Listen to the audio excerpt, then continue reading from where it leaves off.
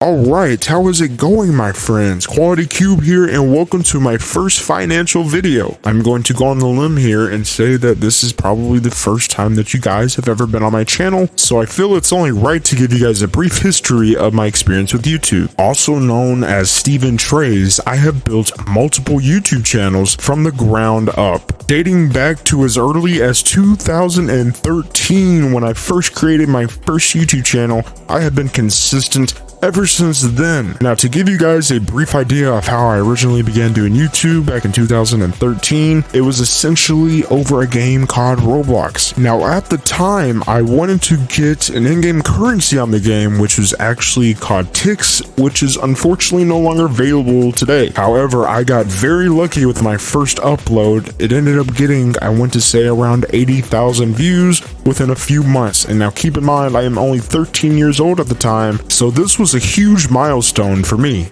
Going a little bit further, advancing to 2015 and 16, I started to advance more with Try Not to Laugh videos and Minecraft videos. I started experimenting a lot with the Try Not to Laugh videos because they would get tons of views at the time. It never really occurred to me that I could make money though from YouTube until I started making these videos and they started getting a lot of traction. Luckily for me, one of my first Try Not to Laugh videos, it was either my second or third, actually ended up going viral. Now, at the time, this video was very immature because, again, I was just a teenager and all I did was scrunch together a bunch of cringy pictures and I just slapped some music on there and basically uploaded it, and I got extremely lucky. I recall it at the time getting around 9 million views, which for me, that was insane, and I remember making, just off that one video, around $15,000, which honestly is not that bad. And considering that I was just a teenager at the time, this kind of money was really life-changing for me. So from this point, things started to snowball, and I eventually created this channel, Quality Cube, that you guys are watching this on, and I essentially started creating compilations of Try Not to Laugh videos with vines. And later on, I would create a specific video on why this was a terrible idea and how it almost got me banned from YouTube. So I hope that was a fairly informative rundown on basically how I got started on YouTube, and I hope that you guys will be able to attain some information that you never knew before from this video. So starting off with the third tip, it's actually a very relatable one, and I cannot stress this one enough if you're trying to do YouTube for the long term, and that is create your own content. Now, I'm sure you guys have watched videos before that basically have a compilation of videos similar to that subject compiled into one video. One thing that I personally noticed a lot though, and that I've actually done myself, is that these videos are not owned by the user. Now, the reason this is important is because if you're trying to build a long-term YouTube channel that is sustainable income, then this is one of the worst things you can do, considering that YouTube is very strict with copyright laws, which is very bad news for you. So if you ever considered creating a channel that has a compilation of a ton of videos that you did not create, I highly advise against this option. Not only could it get you possibly demonetized from YouTube altogether, but it could also get you banned from the platform in itself. Now, I know that tip might be obvious to some of you out there, but I just had to get it out there in case you might be young or lazy or whatever the deal might be. Maybe you're just trying to grow your YouTube channel quickly and make quick money, but I highly advise against it at the beginning.